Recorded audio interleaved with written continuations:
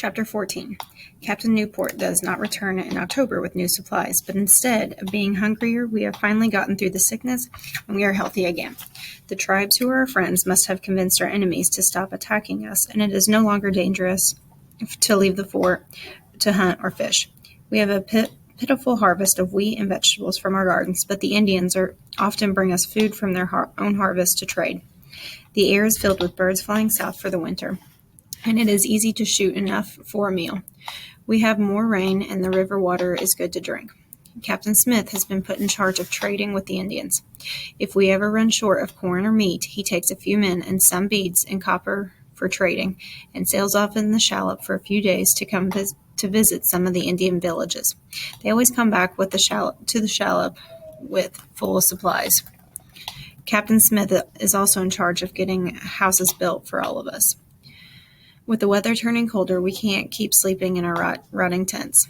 He sets for us the goal of houses for everyone and cheers us on, exhorting us to push ahead. We work hard together, Captain Smith always working the hardest, with some felling trees, some splitting wood for clapboard, some cutting reeds for thatch. We use shaped timbers to frame the houses, and the carpenters teach us how to weave sticks together to make a mesh, then coat the mesh with a mixture of river and clay and straw to make a wattle and daub walls. We bundle the reeds to make thatched roofs. I have never helped build a house before, and it makes me proud to see my work. I can see what Captain Smith meant about us needing to stand on many legs to survive. We have to work together. I would have never been able to build a house all by myself.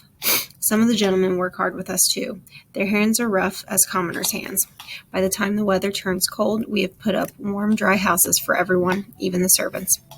In early December, Captain Smith chooses 9 men to sail with him in the shallop up to the Chickahominy River. They are hoping to find the passage to the Pacific Ocean and the Orient, and they think the Chickahominy might lead to it. When I ask Captain Smith why this passage to the Pacific is important, he explains it to me. The nobles in England want spices and silks and ivory. The best place to get them is the Orient, China and India. Between England and the Orient, going east overland, are the Ottoman Turks. The Turks gladly sell us all the Chinese silks and Indian spices we want. They buy it for 2 pence and then sell it to England for bags of gold. If we can't find a way to the Orient over the ocean going west, we can skip the Turks altogether, and that would make the Virginia Company investors very happy and very rich. Captain Smith and his men leave on a frosty morning, and we all wish them well.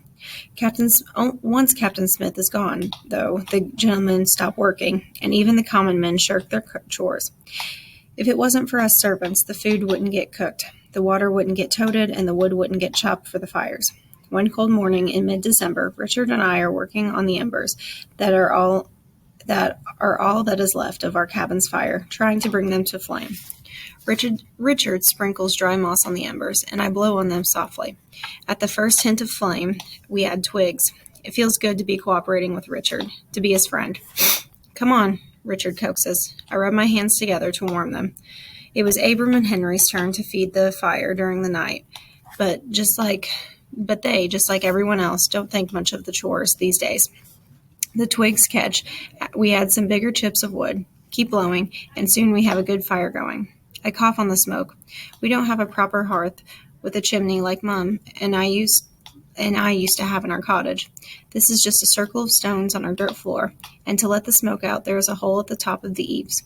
Our cabin is always smoky. It doesn't even have any windows, and it has begun to leak in heavy rains, but it is still a lot better than a rotting tent. Within minutes, there is a voice at the door. "We need an ember," comes the demand. Richard and I look at each other. Every morning it is the same.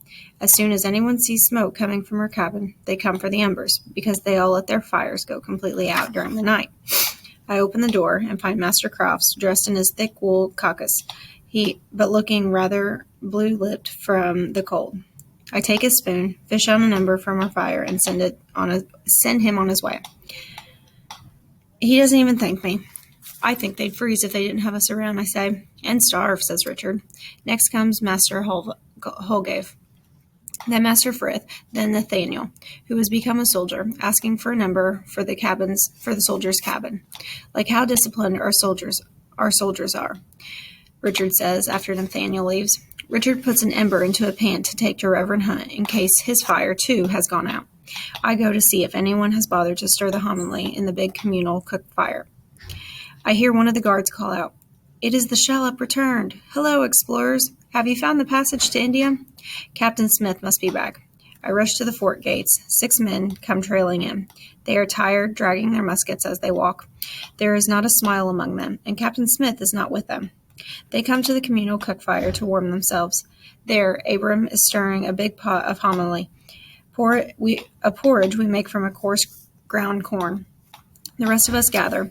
We listen as they give their report. The river became too narrow to explore with the shallop. Captain Smith went off with 2 men, Jeux Robinson and Thomas Emery, to find an Indian guide and a canoe. He did not return. Indians captured one of their men, George Cason. The last they saw of him, he was tied to a stake with a fire being built around him. They were glad to escape their lives. I listen, my heart sinking lower and lower.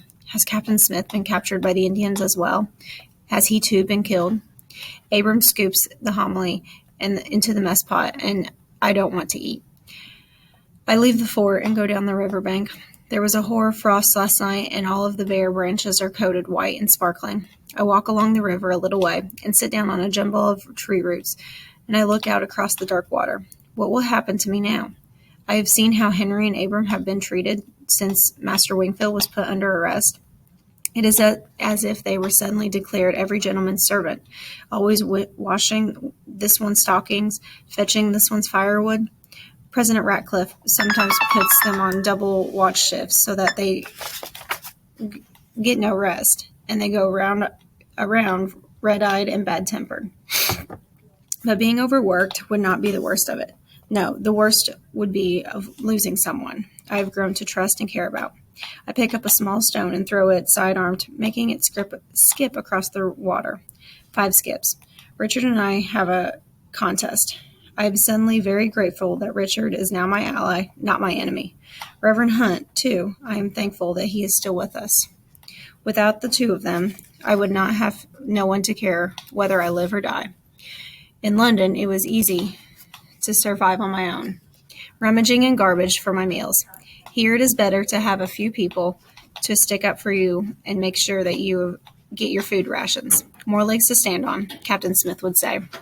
I hear crunching, footsteps in the dozen, dead leaves covering the ground. It is Richard. He is carrying my bowl and spoon. He hands me the steaming bowl of hominy and sits next to me. Thank you, I say. I'm very hungry now. It would have been miserable to go all day without breakfast. He nods, wraps his arm around his knees, and rests his chin on them. Maybe he will come sit back. He says, maybe. When my bowl is empty, I pick up a flat stone. How many skips can you do? I ask. Richard grins. More than you can, that's for sure. We gather the stones, and the contest is on. The letter comes just before Christmas. The 3 Indian messengers brings it to the fort gates, and I rejoice to see Captain Smith's handwriting. I am well, the letter says. Fire the cannons and a few rounds from your muskets to scare these fellows, and give them a handful of beans, a pound of copper, and 5 hatchets, which I have promised to give the Pumakees. I run to tell you, Reverend Hunt and Richard, he is with the Pumakees, I explain. They are one of the friendly tribes. I see that he still has a paper and quill with him, says Reverend Hunt. He must still be writing our story, I say, beaming. Just after New Year, 1608, Richard goes out before me to start the cook pot of hominy for our communal breakfast. He comes back not 5 minutes later, his face white as linen. It's gone, he whispers. The corn, all of it. What do you mean, it's gone? I ask. Yesterday there was plenty. Enough for 2 weeks at least. Richard shakes his head. I look for the barrel of the smoked meat, too, and baskets of dried oysters. Gone. I feel the blood drain from my face. Are natives now stealing our food instead of bringing it to us? Or have the raccoons and foxes gotten into our stores? But we have had men on guard all night. I run out of the cabin to see for myself. Richard is right. Our food is gone. Then I notice something else. The fort is eerily quiet. There is hardly anyone around. The only activity is the 2 laborers chopping firewood, and a soldier sitting outside his cabin cleaning his musket. The sun is already up, and the gentlemen should have been grumbling for their breakfast. The day is quite cold, with a pale winter sun, and And yet, not a single gentleman has come to our cabin for a number. Where are they? I demand, fear growing in the pit of my stomach. Who? Richard asks. The gentleman.